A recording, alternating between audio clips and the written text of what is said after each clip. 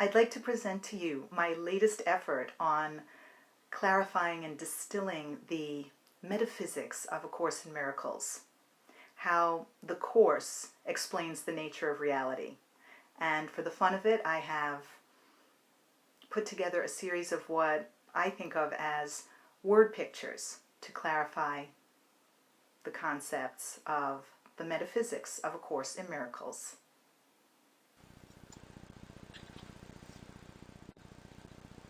While contemporary science attempts to explain the nature of reality, the timeless teaching of A Course in Miracles assures us that the world we think we see has nothing to do with reality and is only a dream. The metaphysical foundation of A Course in Miracles is, ideas leave not their source. Source is God. God is source. You spring from source. You are an idea in the mind of God. You are an extension of God's one thought of living, loving light. You are formless and eternally expanding. This is your true identity. This is the true nature of reality. But if this is so, why do you think you're a person instead of ineffable light? Because into eternity, where all is one, there crept a tiny mad idea at which the Son of God remembered not to laugh. What was this tiny mad idea? I can separate from God and be God myself.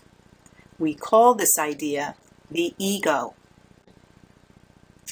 The ego combined a thought, I can separate from God, with belief, remembered not to laugh, and dreamed up a strategy of divide and conquer. Remember, this is all a dream, resulting in a power surge of splitting and projection. The ego split infinity into space, eternity into time, formlessness into form, celestial bodies, and the hero of the dream, the human body. Chapter 27 tells us the body is the central figure in the dreaming of the world. This produces what seems to be a wall of flesh around the mind, keeping it prisoner in a tiny spot of space and time. Or so the ego would have us believe. Happily, A Course in Miracles asserts, we are a unified oneness, at home in God, dreaming of exile, but perfectly capable of awakening to reality. Jesus offers us a forgiveness practice to help us awaken. The course workbook for students gives us 365 lessons, one a day for a year. Metaphysically speaking, we can undo what was never done by looking at the ego with Jesus.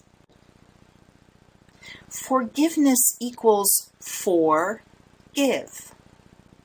Every thought, belief, opinion, perception, and judgment we hold is forgiving to the Holy Spirit. Forgiveness undoes splitting and separation. When we give everything to the Holy Spirit, we become aware of our inner light.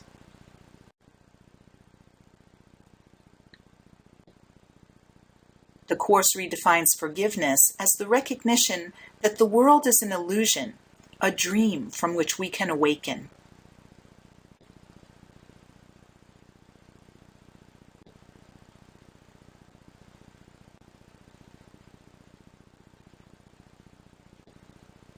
We practice forgiveness with our brothers and find out forgiveness naturally results in miracles.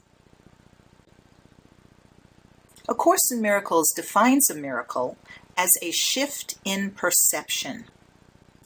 Miracles collapse time and remind us that we are timeless unified reality, one ever-extending mind, at home in God. There are two teachers only who point in different ways, we're told in chapter 26. The choice is yours. Eventually, we all make the right-minded choice. That one choice undoes separation and reveals unity, integration, and wholeness. It undoes darkness and shines light. It undoes fear and uncovers love. It undoes death and restores life. This world is full of miracles. They stand in shining silence next to every dream of pain and suffering, of sin and guilt. They are the dream's alternative, the choice to be the dreamer, rather than deny the active role in making up the dream. The body is released because the mind acknowledges, this is not done to me, but I am doing this. And thus the mind is free to make another choice instead. Beginning here, salvation will proceed to change the course of every step in the descent to separation until all the steps have been retraced, the ladder gone, and all the dreaming of the world undone. So remember, the only reason you seem to be a person, in a body, in the world, is because you believe you are separate from God. Believing in the ego self has a powerful gravitational pull. Becoming a lucid dreamer, using forgiveness, disrupts the ego's magnetic force. And then we all awaken to the fact that the nature of reality is we are, always have been, and always will be, living happily ever after.